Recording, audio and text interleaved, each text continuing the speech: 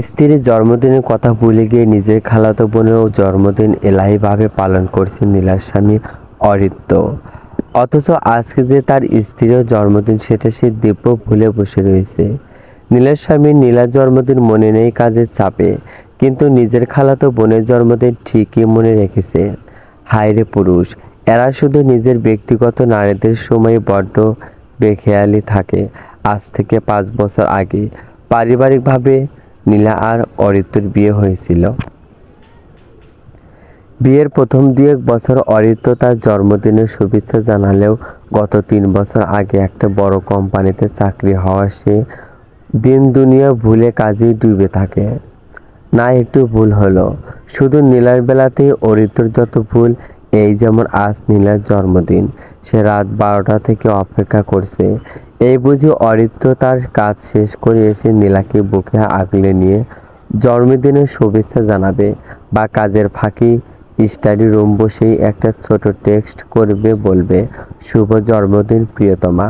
কিন্তু না, নীলাকে হতাশ করে দিয়ে কোনো টেক্সট আসলো না, নাই বা শুভেচ্ছা বার্তা। বিয়ের 5 বছর হয়ে গেছে অরিত্র আর নীলার।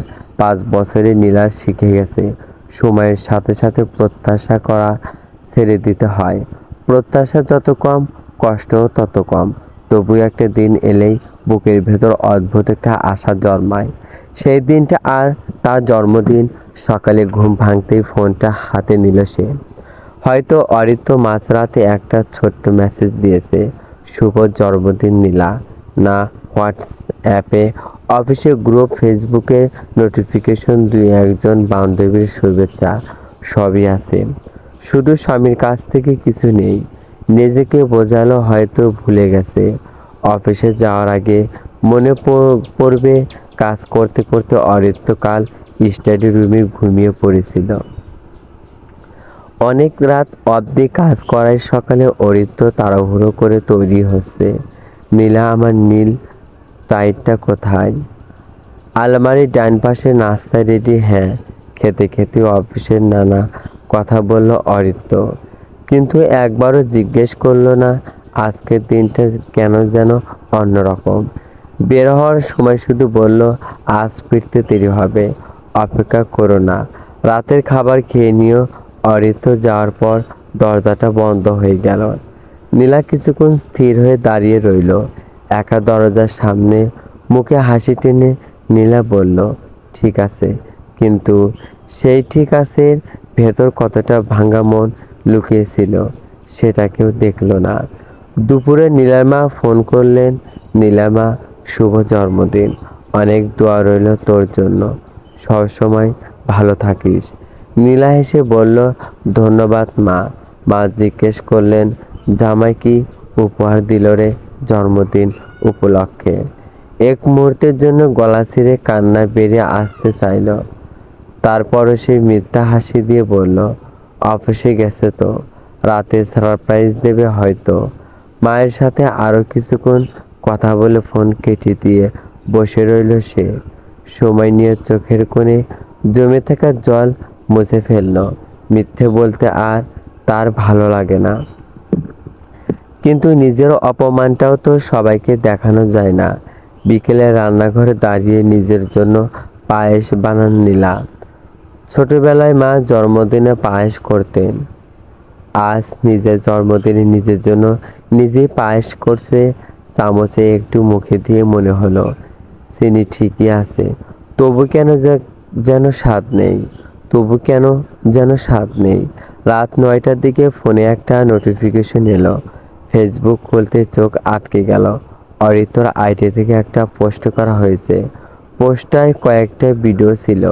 নীলা সময় নিয়ে সেগুলো দেখতে থাকে একে একে। একটা ভিডিও চালু করলে দেখতে পায় ঢাকার একটি সুনামধন্য রেস্টুরেন্টে গিয়েছে অরিত্র, তার কাজিন আর অফিসের কিছু কলিগ।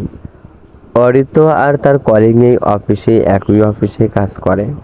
রেস্টুরেন্টটির হল রুম সাজানো হয়েছে বার্থডে বেলুন, রঙিন লাইট দিয়ে, আর রুমটির মাঝে বড়সড় একটা কেক আনা হয়েছে। রুমটির এক কোণে থাকা মিউজিক প্লেয়ারে সফট মিউজিক বাজছে।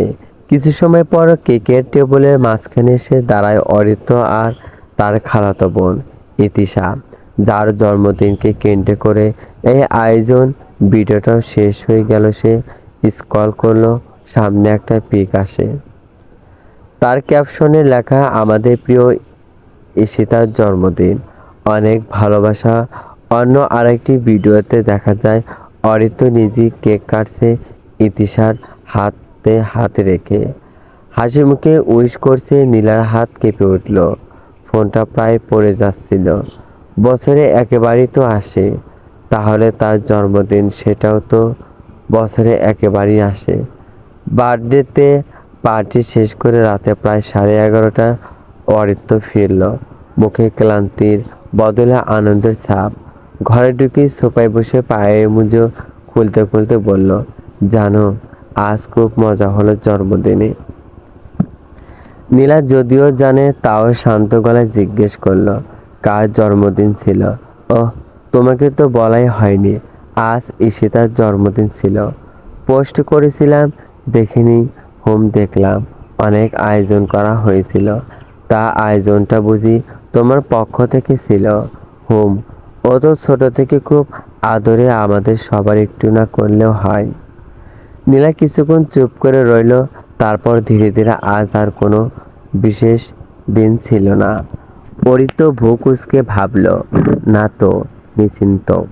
হ্যাঁ, কেন? নীলা আর কিছু বলল না, শুধু মোবাইলটা এগিয়ে দিল। স্ক্রিনে ফেসবুকের পক্ষ থেকে আসা নোটিফিকেশন, শুভ জন্মদিন নীলা।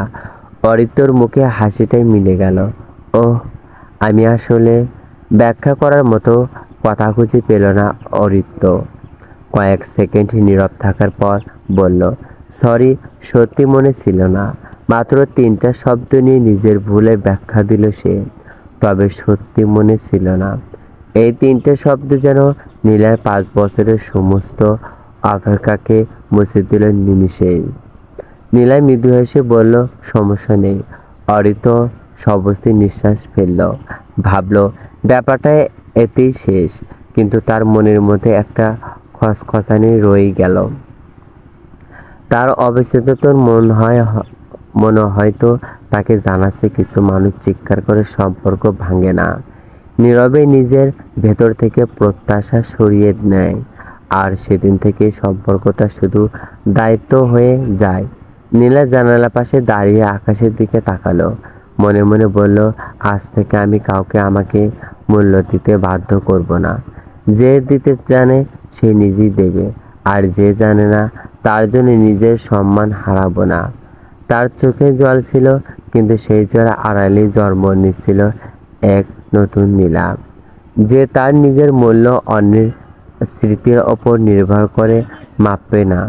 ঘটনা 2 দিন পর অরিত্র 15 দিনের অফিস ট্যুরের জন্য রওনা দেয় নিজের কয়েকজন কলিগকে নিয়ে। তাদের মধ্যে অবশ্য ঈশিতাও ছিল। সেখানে যাওয়ার পর প্রত্যেক দিন 2বার করে নীলার সাথে কথা হতো অরিত্রর, যেমনটা এই 5 বছরের প্রত্যেক ট্যুরের সময় হয়েছে। আপাতত দৃষ্টিতে সব নর্মালি লাগে, তবে সব স্বাভাবিক থেকেও একটা জিনিস বদলে গেছে। নীলার চোখে চাহনি, সেই চাহনিতে আর অপেক্ষা নেই অরিত্রর জন্য। তার থেকে মূল্য পাওয়ার অকুলতা নেই, তার সান্নিধ্য পাওয়ার ব্যস্ততা নেই। আগে অরিত্র ট্যুরে গেলে ঘন্টায় ফোন দিত নীলার নিজেই, তবে এবার আর তার করল না।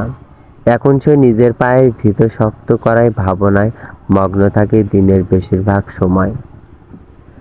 একদিন অবসর সময়ে নীলা ফেসবুকে রিলস স্ক্রল করতে করতেই হঠাৎই একটা হ্যান্ড ব্লক প্রিন্টের করা শাড়ির ভিডিওর ওপর চোখ পড়ে তার। সেই সময় নিয়ে সেই শাড়ির পেজটির বেশ কয়েকটা ভিডিও দেখে। ভিডিও দেখতে দেখতে তার মনে পড়ে যায় তার সোনালি অতীতের কথা। সে বিয়ের আগে হ্যান্ড ব্লকিংয়ে কাজ করত, টুকটাক নিজের জন্যই। কোয়াশ কাপড় কিনে এনে নানান ধরনের নকশা করা কাঠের ব্লক দিয়ে নানান ডিজাইন ফুটিয়ে তুলত একখণ্ড নকশাহীন কাপড়ের ওপর।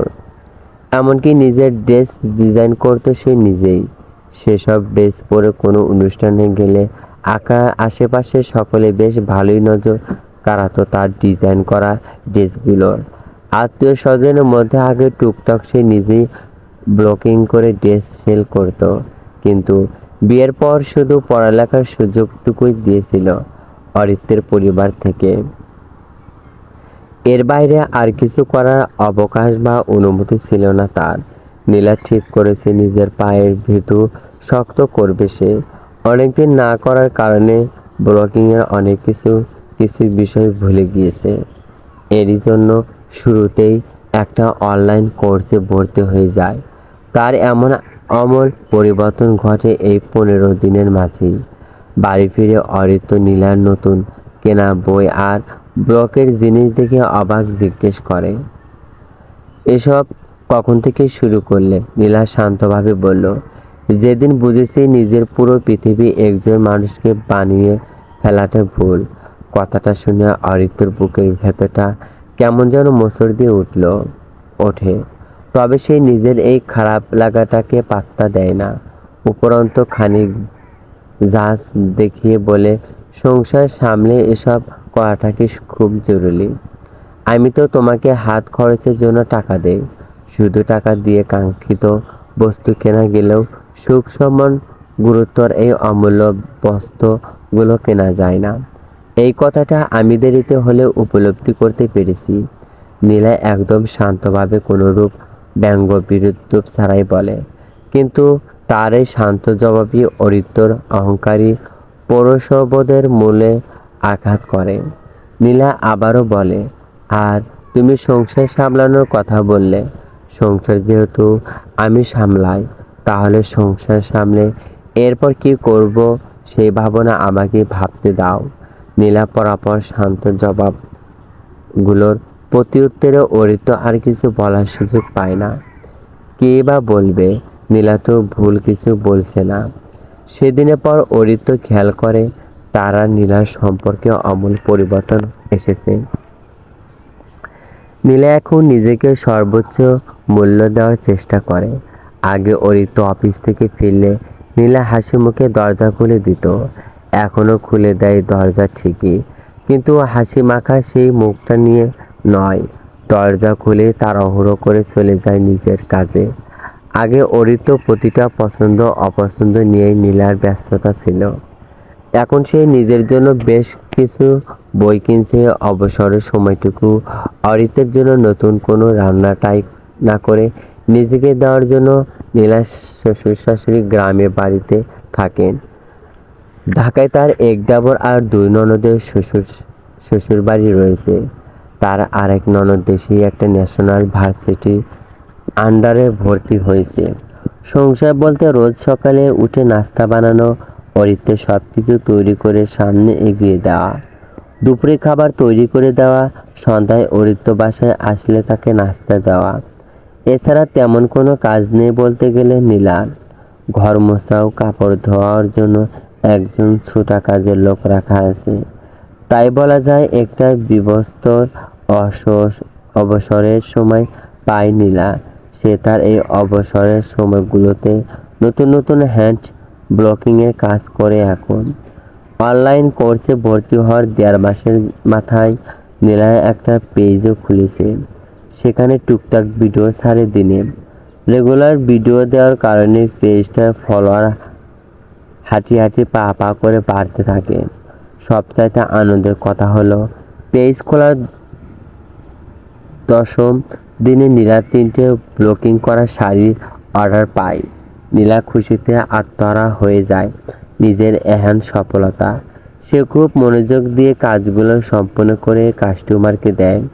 কাস্টমার নীলার কাজের প্রশংসা করে পেজেও নিজের আইডিতে একটা রিভিউ পোস্ট দিল। ধীরে ধীরে নীলার পেজের ফলোয়ার আরও বেড়ে যায়। এখন নীলার দিনের বেশিরভাগ সময় কাটে নিজের কাজ নিয়ে।